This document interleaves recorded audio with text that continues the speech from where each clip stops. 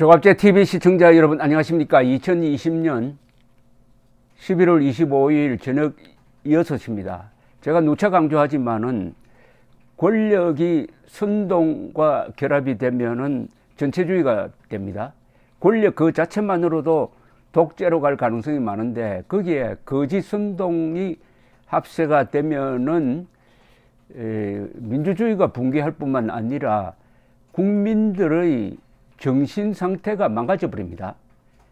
민주주의 국가 미국에서도 트럼프가 권력과 선동을 결합시켜 버리니까 그 정직한 미국 사람들이 상당수가 속는 사람이 되어버리고 말았습니다. 최근에 공화당원 중에서 70%가 미국에 부정선거가 있었다고 속아 넘어가고 말았다는 것은 얼마나 권력과 선동의 결합이 무시무시한 결과를 초래하는지 알 수가 있습니다.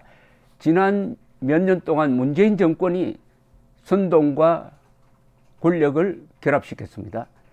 그런 일이 매일 벌어지고 있습니다. 여기에 노출된 한국 사람들이 이제는 사실이 뭐 중요하느냐, 이런 식으로 사실이 별것 아닌 것처럼 생각하게 되었습니다. 즉 거짓말에 대해서 화를 낼 줄 모르고 이렇게 만든 이 정권은 또 그걸 이용을 해가지고 군데 그 선동적 키워드를 교묘하게 사용합니다. 예컨대 어제 추미애 법무장관이 윤석열 검찰총장의 비위가 있다 해가지고 직무정지 결정을 내릴 때 사용한 말이 재판부 사찰입니다. 요 사찰이란 키워드를 한번 주의해서 봐야 됩니다. 사찰이 뭡니까? 이게 일본에서 만들어진 말인데요. 사찰은 조사를 한다, 비위를 캐기 위해서 뒤를 따라다닌다, 이런 걸 다 포괄하는 거예요. 사찰이란 말 속에 이미 권력 남용이고 괴롭힌다, 감시한다, 이런 뜻이 포함되어 있습니다. 사찰을 하면 많은 사람들은 누가 미행을 하면서 전화를 엿듣고 하는 그런 걸 상상할 겁니다. 그러니까 사찰이라는 용어를 딱 쓰면은 이거 무시무시한 힘을 발휘합니다. 좋은 예가 이재수 전 기무사령관 자살 사건입니다. 문재인 대통령이 나와가지고 뭐라고 했습니까? 세월호 가족을 기무사가 사찰했다. 있을 수 없는 일이다. 그래서 그쪽 방향으로 수사를 했는데 이게 사찰이 아닙니다. 기무사가 군대가 출동했으니까 세월호 수습 현장에 출동한 군대를 돕기 위해서 정보 수집한 겁니다. 정보 수집이 왜 사찰입니까? 그래서 무리한 수사를 하다가 결국 극단적 선택을 한 것이 바로 사찰이라는 용어에서 나온 겁니다. 사찰이라는 용어를 선동적으로 사용하면은 자살자도 생긴다, 이건데 재판부 사찰을 하면은 무슨 어마어마한 일이 있었던 것처럼 사람들이 착각하도록 만들었는데, 오늘 바로 재판부 사찰로 지목된 그 문건을 작성한 성상욱 고양지청 부장검사가 검찰 내부망의 이프로스에 글을 올려가지고 당당하게 이 반론을 제기했습니다. 당당하게 우리가 한 거 사찰한 거 아니다. 이미 공개된 정보를 가지고 재판부의 구성원들에 대한 정보를 수집해가지고 재판을 할 때 검찰이 상당히 효율적으로 대응할 수 있도록 한 것밖에 없다. 그런데 작성자인 그 문건을 작성한, 사찰 문건을 작성했다는 나에게 법무부에서 물어보지도 안 하고 멋대로 사찰이라고 하면서 이걸 가지고 검찰총장의 직무를 정지하는 이유로 삼았다. 이게 말이 되느냐 하는 글을 올렸는데 자세하게 올렸습니다. 이 검사들이 글을 쓰면 아주 치밀하게 쓰죠. 법무부를 비롯한 누구도 문건 작성 책임자인 내게 문건에 대해서 해명을 하거나 문의한 사실이 없다 라고 이야기를 했습니다. 또 성부장 검사는 일선에서 공판부로 배치되면은 공판부장은 공판 검사들에게 담당 재판부의 재판 진행 방식이나 선고 경향을 파악, 숙지하여 공소 유지에 만전을 기하라고 지시한다. 같은 맥락에서 주요 사건 재판부 현황 자료를 작성하여 반부패 강력부와 공공수사부에 각각 전달했다. 그래, 이게 뭐가 잘못됐느냐는 겁니다. 자료 작성도 컴퓨터 앞에 앉아 법조인 대관과 책입니다. 이거 언론 기사, 포털 사이트와 구글을 검색한 자료를 토대로 했고 공판 검사의 도움이 필요한 경우 전화로 문의했다.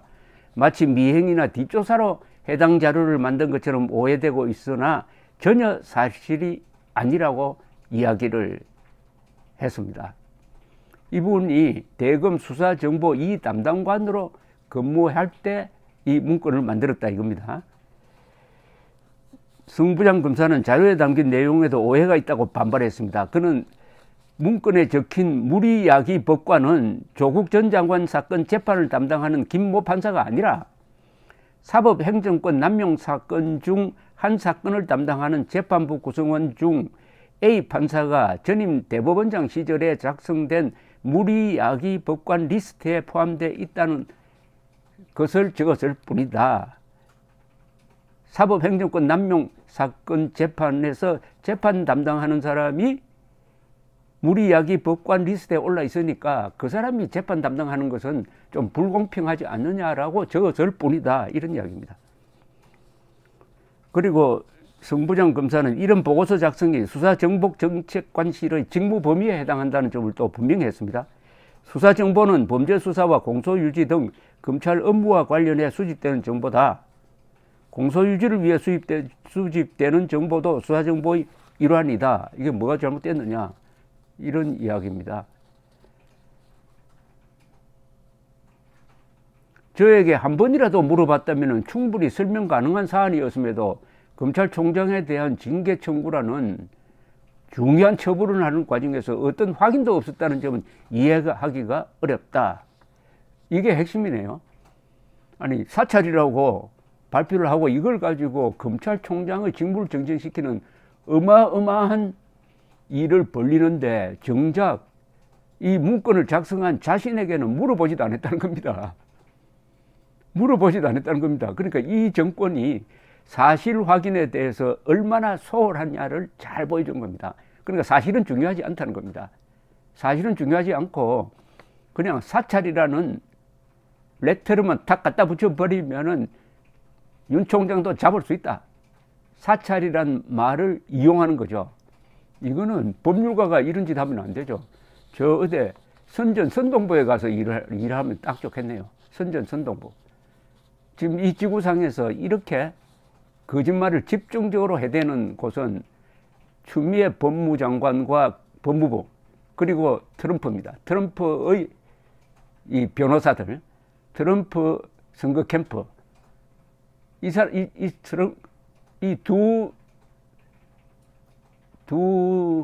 이건 뭐랍니까?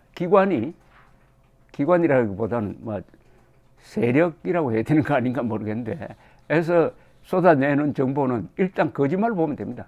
일단 거짓말이라고 전제하고 그 중에 진짜가 뭔지 이렇게 가려보는 게 낫다고 생각을 하는데, 이분이 이 글에서 도대체 사찰이 뭔지를 처음부터 따집니다. 사찰이라는 용어가 뭐냐? 제가 이 자료를 작성한 의도는 누구에게 불이익을 주거나 해를 끼치려는 것이 아니라 주요 사건 공판 검사들이 공소유지를 원활히 하는데 도움을 주기 위한 것이었다. 약점을 잡아 악용하려는 게 이른바 사찰이지, 어떤 처분권자에 관한 유의사항을 피처분자 입장에서 정리한 게 사찰인지요. 여기서 처분권자는 판사입니다. 피처분자는 이 검사를 이야기합니다.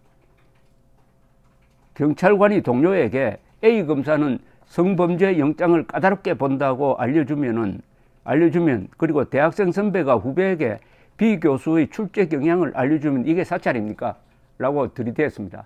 사찰이라는 것은 거기에 그 말이 의미하는 게 불법이란 말이 들어 있습니다. 그리고 개인의 이 프라이버시라든지 개인정보를 몰래 들여다본다는 뜻도 포함되어 있습니다. 또 의도가 나쁘다는 것도 포함되어 있습니다. 재판을 원활하게 하기 위해서 재판부의 그 학교라든지 그리고 출신 배경이라든지 우리 법 연구에 들어있는지 안 들어있는지 이걸 파악하는 게, 더구나 공개된 정보에서 무슨 전화 도청한 것도 아니고 미행한 것도 아닌데, 그래서 공소유지를 하는 검사를 돕는 정보를 제공하는 겁니다. 그게 총장 직무정지감입니까? 오히려 권장사항이 되어야 되는 것 아닙니까? 이게 뭐 상당히 이분이 길게 썼습니다. 길게 썼는데 제가 다 읽어보긴 봤는데 너무 전문적인 것이고 해가지고 뭐 별로 소개할 필요는 없다고 봅니다. 어쨌든 이 추미애 법무장관이 이렇게 무리를 할 수 있었던 것은 두 개를 믿는 것 같아요. 하나는 내 뒤에는 문재인 정권이 있다. 그리고 다수당이 있다. 그 다음에 이제 검찰, 윤석열 총장을 따르는 사람 이제 별로 없다. 그 다음에 우리 국민을 개돼지로 본다고 하면 좀 너무 지나친 표현이 될까 싶어서 그 표현은 빼고 국민 별것 아니다. 선거 아직 멀었다. 여론조사 해봐도 문재인 정권, 문재인 대통령 40% 유지한다. 이런 자신감, 즉 국민들의 분별력이 망가졌다는 확신이 서 있지 않으면 이런 무모한 행동은 못할 겁니다. 그러나 이런 추미애 씨의 생각이 오판일 가능성이 저는 매우 높다고 생각합니다. 그것은 국민들의 분노가 폭발할 수 있는 임계점이 있을 겁니다. 그 임계점에 지금 다가가고 있다고 저는 봅니다. 정권 말기입니다. 그리고 대한민국은 지금 정보화 사회입니다. 속이는 게 가능한 것 같지만 또 어려운 게 한국 사람입니다. 이 한국 사람이 어디로 뛸지 잘 모릅니다. 저도 잘 모릅니다. 한국 사람 뭐 행태를 예측하는 것은 매우 어렵습니다. 그러나 과거의 역사적인 맥락을 보면은 지금 하는 행동은 정권 말기에 2인자가 하는 행동입니다. 그런데 정권 말기의 2인자가 권력을 남용하다가 어떻게 되는지는 몇 가지 사례가 있습니다. 몇 가지 사례. 가장 비극적인 사례가 차지철이죠. 지금 추미애 씨가 차지철의 역할을 하고 있는 게 아닌지 잘 봐야 합니다. 차지철이 잡으려고 했던 사람이 누구였느냐? 김영삼이었습니다. 김영삼. 또 김재규였어요. 그러면은 윤석열은 김영삼이 될 것이냐? 윤석열이 김영삼 역할을 한다면 대통령 된다는 이야기입니다. 윤석열이 김재규 역할을 할 것이냐? 등등 여러 가지 역사적 상상력을 자극하는 그런 일이 지금 벌어지고 있습니다. 감사합니다.